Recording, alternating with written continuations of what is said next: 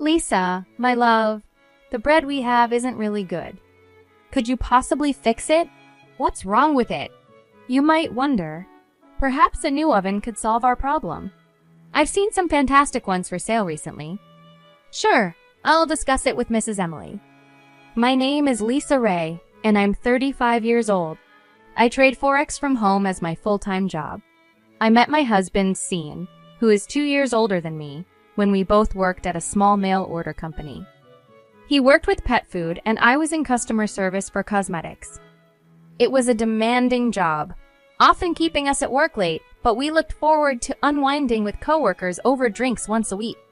Despite the grind and the decent paycheck, our only real joy came from these small gatherings. It was during these times Sean and I began dating, and we got married 3 years later.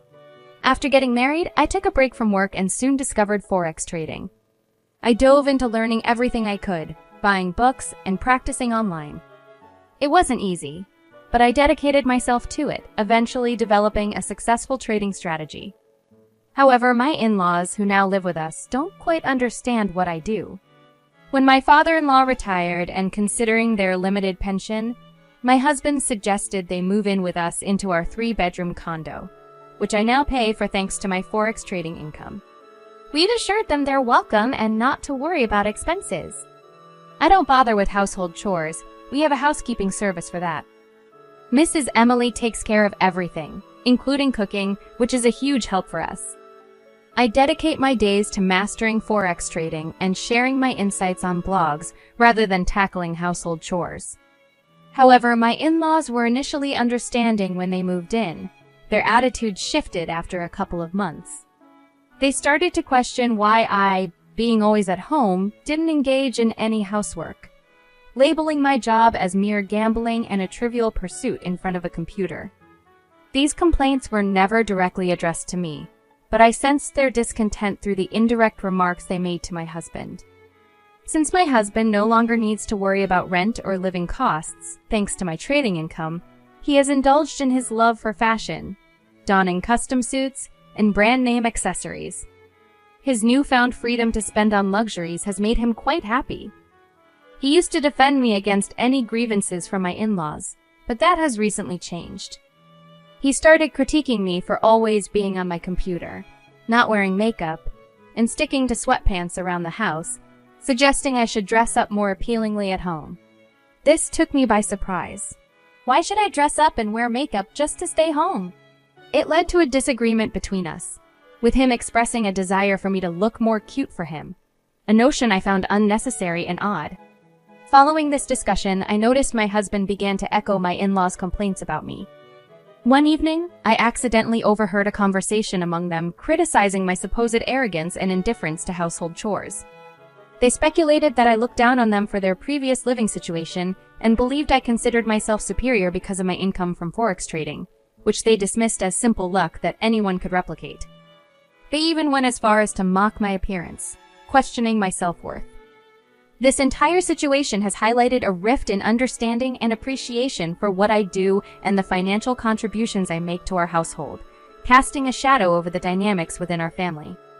I've been working from home for a while now, cherishing the mornings when my husband and I could enjoy breakfast together before he headed off to his job at the company where we both used to work. Unfortunately, he starts his day quite early, which means he often comes back late. Our breakfasts were a precious time for us. Yet recently, he's begun skipping them, claiming he'd rather eat on the go or not at all. This change didn't go unnoticed by my mother-in-law, who criticized my husband's new habit with a sneer, suggesting that he was growing tired of having a wife who didn't perform her duties. I found this remark outdated, especially since Mrs. Emily handles all our household chores efficiently, ensuring everything is in perfect order. My rebuttal that the concept of wife duties is outdated sparked a disagreement, particularly with my mother-in-law, who holds traditional views very dear. She couldn't understand my perspective, emphasizing the importance of fulfilling these roles regardless of our arrangements for housework. The fact that I was financing it didn't seem to matter to her. She believed that bringing up financial contributions was inappropriate. I noticed my in-laws have been living quite comfortably without the worry of expenses, thanks to my financial support. My mother-in-law, for instance, often socializes with neighbors, flaunting expensive designer bags, while my father-in-law dedicates a significant portion of his pension to his golfing passion, even purchasing new golf clubs. This spending puzzled me, given that I was covering all household costs, including rent. However, with nowhere else for my in-laws to go, I felt compelled to tolerate the situation. Around a month after my husband began missing our breakfasts, he started traveling more for work, involved in a project to import leads from Thailand. These trips became increasingly frequent, often extending over weekends. As he ventured abroad, I was left to ponder the shifting dynamics of our household and the challenges of balancing personal ambitions with family expectations. I had plans to grab lunch with my friend Shirley at an upscale Italian restaurant we both enjoyed. It was a place I had visited before with Cian, my husband. However, during our meal, as we were enjoying some wine, Shirley pointed out Cian exiting the restaurant with a woman. This was shocking because he was supposed to be on a business trip to Thailand. The woman with him was notably younger, and the sight reignited Cian's earlier remarks about wanting me to look cute for him. The realization that Cian might be unfaithful led me to hire a private investigator to look into his actions. Meanwhile, at home, I noticed an increase in packages arriving from my mother-in-law. When I asked her about it, she defensively asked if she needed my permission to shop. It turned out she had developed a penchant for online shopping, particularly for designer bags and accessories. However, her excitement seemed misguided, as many online deals are too good to be true, often resulting in fake products. One day, she came to me with a concern about her latest haul 5 bags she bought at a suspiciously low price, fearing they might be counterfeit. Indeed, upon inspection, the bags were clearly imitations. I advised her to attempt a return, but contact with the seller proved impossible. The phone number was disconnected, and emails went unanswered. She had spent $3,000 through a bank transfer on a site that seemed legitimate, but offered designer items at unrealistically low prices, with no option for cancellations or refunds through her bank. I warned her about the risks of buying designer goods online, especially when the deals seemed too good to be true. However, my advice seemed to fall on deaf ears as she dismissed my concerns, highlighting a gap in understanding the nuances of online shopping and the importance of caution. After a peaceful dinner on Sunday, my work on Forex trading was abruptly interrupted by my father-in-law. He had recently been golfing with old friends who shared some skepticism about Forex trading, painting it as a scam filled with deceitful promises of easy money. His confrontation was based on misinformation, assuming that since I was involved in Forex, I might be engaging in similar deceptive practices. Despite my explanations, he doubted my integrity, thinking my success was too good to be true, especially since he saw his own efforts in business as more legitimate hard work. I tried to assure him that my trading activities were legitimate and that I wasn't duping anyone, but my explanations fell on deaf ears. He even questioned if we could manage our expenses without my Forex income, to which he confidently claimed he could cover at least the rent. This discussion highlighted a lack of understanding and appreciation for the financial stability my trading provided us. The next day brought more distress as the results from the private detective confirmed my husband Cian's affair with a younger coworker, a woman I hadn't met since she joined the company after I left. Amidst processing this betrayal, my situation at home reached a boiling point. That evening, after the housekeeping service had left, my mother-in-law declared a shocking ultimatum. She, along with Cian and my father-in-law, expressed their collective disdain for me, questioning the morality of my income and criticizing my personality. They demanded I leave, preferring to live without the financial support I provided, which they now viewed as tainted.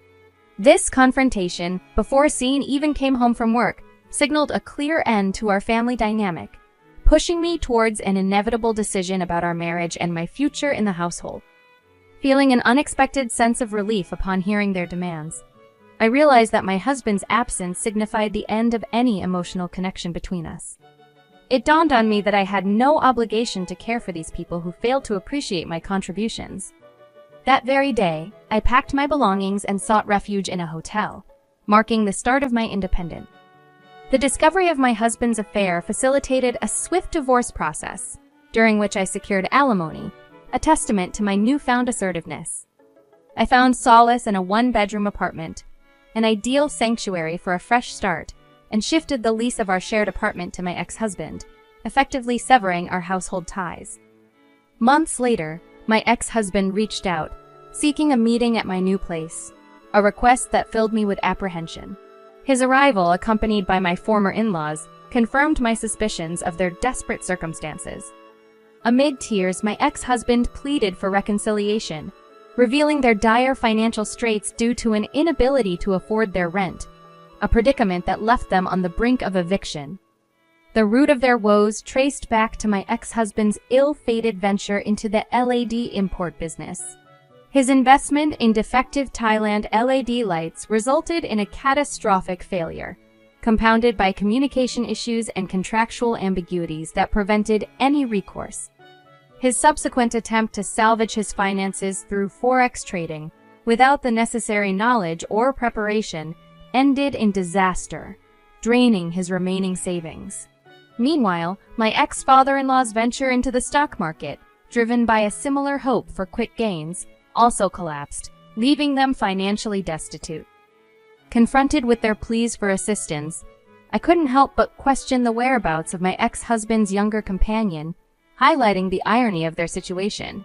Their fall from grace underscored a harsh lesson in responsibility and the consequences of unwise financial decisions, leaving them in a predicament of their own making, far removed from the stability and support they once took for granted in our shared life. He admitted to losing touch with his younger girlfriend, rationalizing that there was no allure for her to remain with someone who had lost his job. In a desperate bid for redemption, he appealed to me, proclaiming I was the one he truly needed and suggesting we remarry. His family echoed his sentiments, apologizing for their past misconceptions and the unjust accusations they had levied against me, particularly concerning my forex trading activities. They expressed regret, hoping for forgiveness and a second chance to restore our family unit. However, I firmly rejected their pleas. Despite their assurances of change, including promises from my ex-husband to remain faithful, my resolve was unwavering. I made it clear that any further persistence on their part would compel me to involve the police.